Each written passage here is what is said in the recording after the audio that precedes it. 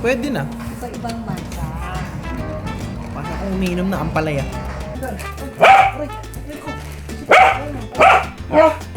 Kapain may ilalim. Sumayad. Gahanap ako ng matcha kasi gusto ko talaga ng matcha. Tatanggalin kay active stabilization. Pang. May vignette sa corners. Ayan. Kita nyo, di ba? Sabi ko sa inyo, babalik ako eh. Ba't nyo tinapos agad yung vlog? Sa kasalukuyan, kamusta kayo Martians? Welcome back to the 365. So, today Martians, kamusta po kayo? Isang magandang umaga po sa inyo at magandang linggo. Napakalupit dahil nagkaroon ako ng lakas ng loob gumising today at nakapagsimba ako sa wakas. Sana kayo din. Always make time for the one above. Yun lang masasabi ko. Kasi, you know, is the essential secret towards every single success in life. Nga lang today talagang masusubukan yung pasensya mo minsan sa loob dahil sa mga tao. Kaya ayun, sana okay lang kayo. Recently walang nag-comment sa vlog natin ng nakaraan, which is okay lang naman. Kahit sa yung previous video natin, meron yung mga favorite kong Martians. No, basically top 3 tong mga to. Si Rendon TV 23 haters nga naman, believe din ako sa mga yan, mga keyboard warrior na duwag, mga nagtatago sa likod ng dami accounts pero sipag nilang gumawa ng account. Oo nga eh. Shoutout din kay CK Sini, kakakita ko lang ng pinost mo sa FB about sa hater mo, may video na agad dito sa YouTube. Maru Ashley, how to get rich as a videographer in 2025 tapos silence. Kakanood ko dito, nagkaroon kami ng potential client ng mga tropa ko as beginner videographer, editor. Thank you sa blessing. Sabi ko sa inyo, kapag nanonood kayo ng 365, tuwing natatapos nyo yung video, no, all the positive affirmations come actually towards you.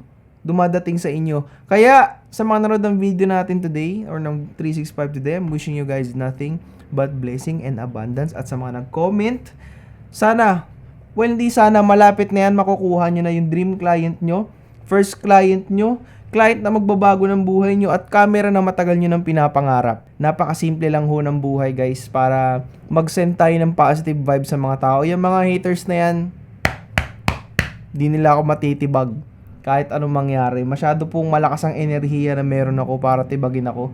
No words can really hurt me unless talagang kilala nyo ako. Kilala nyo ako nung simula nung pinanganak ako. Masasaktan nyo ako pero ngayon wala akong pake. Wala talaga akong pake. Never. Kahit ilang comment pa ang gawin ninyo ng hater, wala akong pake. Zero, nada. Dahil ang concern ko lang, ang puso ko lang ay nasa Martians at lahat ng blessing and abundance sa Martians lang talaga dumarating. Sa haters, dyan na lang kayo. Because, you know, that's your life. That's who you are. Just stay there. Sit the flip down. So today, alam nyo, kahapon, hindi ko masyadong na-elaborate kung ano yung naging ganap. Pero yun nga, sobrang it's an honor to meet Sir Sherard. Kasi isa siya sa mga legendary na videographers na kinala ko. Bukod kay Jason Magbanwa, bukod kay Bob Nicolas, yan, tsaka kay Asian Cutie. Marami na rin ako nakilala rin na legendary videographer. Isa sa mga gusto kong makilala sa personal, si Ryan Odensial. Nagkaka-chat na kami forward and back, pero hindi pa kami wala pang chance na magkita kami sa personal. Isa rin sa mga tropa natin sa other side ng content creation, si Junil. Kung familiar kayo, si Junil. Bago pa siya sumikat ng todo, alam mo yun, at some point in-encourage ko sana tuloy niya yung ginagawa niya rin. Tapos, binalik niya sa akin yung energy na yun. Kasi may ginawa siyang video nun about parang b-roll na nagbabike. And then, sabi ko sa kanya, ang ganda ng ginagawa niya. Ang kailangan niya lang i-develop is yung paggawa ng reverse shot kasi medyo bado yung reverse. Pero ang ganda ng ginawa niya na sequence. Tapos, at some point in my life, last 2023, chinat niya ako, why not mag-video, gumawa ako ng, alam mo, mag-video ako ulit, mag-vlog ako ulit, or mag-shorts man lang ako. And then, dun ko na-develop yung ano natin, yung Baby Don't Hurt Me na memes. Nakakatawa lang kasi yung memes na yun, ang layo na nang narating. May ilalayo pa yun. Pag siguro na ilabas natin yung 100 special, isa sa mga matitinding bomba yun or matitinding pasabog na gagawin ko. Kasi yun talaga dapat ng lagi nating mindset guys, especially kung nagsa-social media kayo and whatnot. Meron kayong dapat pasabog. Bukod sa may daily vlog ka, dapat lagi kang may something special para hindi lang puro buhay mo yung pinapanood sa'yo. Something special na mag-i-enjoy akong gawin, na pwede rin para sa inyo, na makaka-relate kayo. Something na may matututunan kayo. Bukod sa puro joke yung magiging laman. Kasi malupit na ano to eh. Kumbaga, etong video na gagawin ko, itong 100 special ng 365. Ano to? Kumbaga, content out of the blue. Kumbaga, naisip ko lang to, what if in an alternate universe ito? Yun yung spoiler nun. Pero, basta maganda yung magiging gawa natin doon. Binadgetan ko yun. Effortan ko ng sobra. Kaya baka sa mga susunod na araw na darating after nitong mga edits natin, alam niyo yun. Yun yung magiging BTS natin. Yun lang masasabi ko. Kailangan ko talaga mag-prepare kasi may mga pangalan akong i-involve sa 100 special. Malaking pangalan ng mga tao. Yun lang din ang dapat yung abangan. Pero I'm really happy with everything we've done so far. We're on episode 88 today. 12 more episodes, 100 na. Kaya kinakabahan ako kung kailan ko magagawa yung special. Siguro hindi ko na lang sasabihin na 100 special. Sasabihin ko ng era ng 100 special para may safety lang tayo na baka episode 110 o episode 120. Pero gusto ko sana episode 100 para palong-palong. Nga lang yung pagiging complicated ng ginagawa natin is complicated talaga. But you know, today proceed muna tayo sa mga ganap ko. Sama ko kayo sa gagawin ko. Alam mo, iniisip ko kung paano ko kayo isasama habang nag-i-edit. Pero kasi hindi pa pwede. Minsan kasi may mga project na pwede, may project na hindi. Alam niyo yun. Kaya, ayun. Tingnan natin kung anong ganap natin today. Balikan ko kayo, saglit lang. Okay, so sa wakas natapos din ako sa ginagawa kong edit. So far, onting approval na lang. Dun sa isa kong edit din sa Watami, all good. Dun sa isa kong edit, waiting pa ako sa material. So, mayroon akong 3 pending stuff today. Pero, dahil Sunday ngayon at kaping-kapi na ako, kailangan ko ng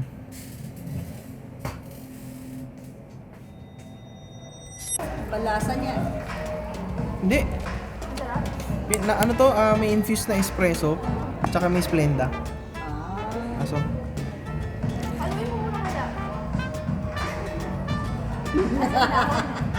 Oo, di masarap din eh.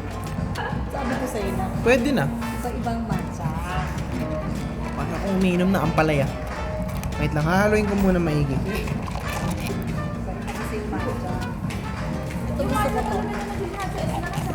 Pwede na to. Kaso parang walang stevia.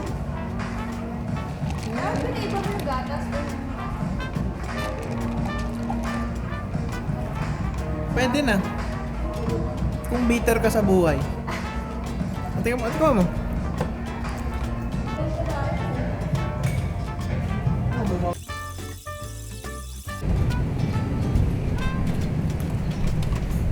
Sa wakas, nakapagkape din. Pero medyo hindi ko nagustuhan yung matcha. Uy, may kape yun may espresso shot yung matcha na yun. Pero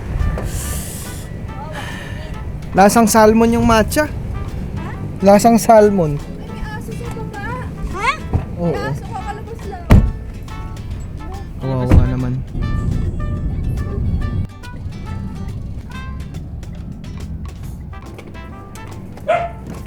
Tapo!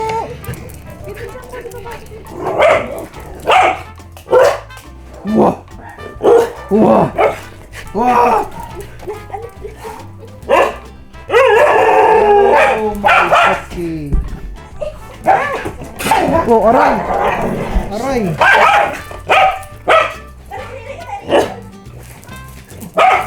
Andan! Aray! Aray ko!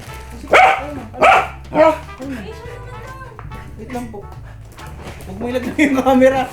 Wait lang. Baka mahagip ka ni Cookie. Teka lang. Baka mo yung Cookie. Basta ka. Sige, tama ka na. Ito na may isa. Hi, my boy!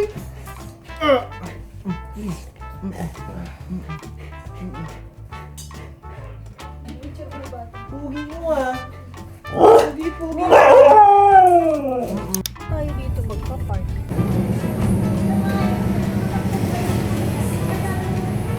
Oh my God! Kapain mo ilalim. Ago! Sumayat.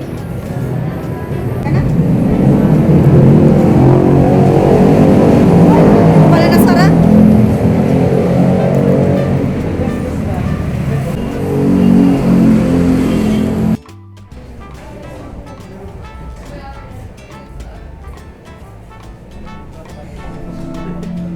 Gahanap ako ng matcha kasi gusto ko talaga ng matcha.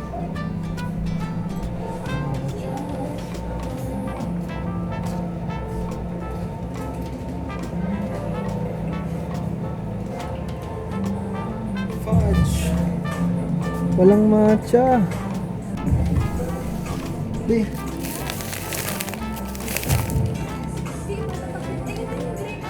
Ito. Matcha talaga yung hinahanap ko kasi gusto ko nga ng matcha. Ang sarap yung last time na binuksan ko sa vlog. Ang sarap ng matcha.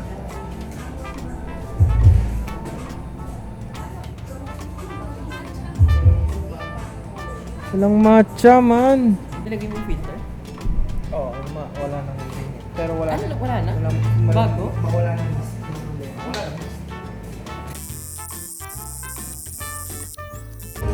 Oo nga.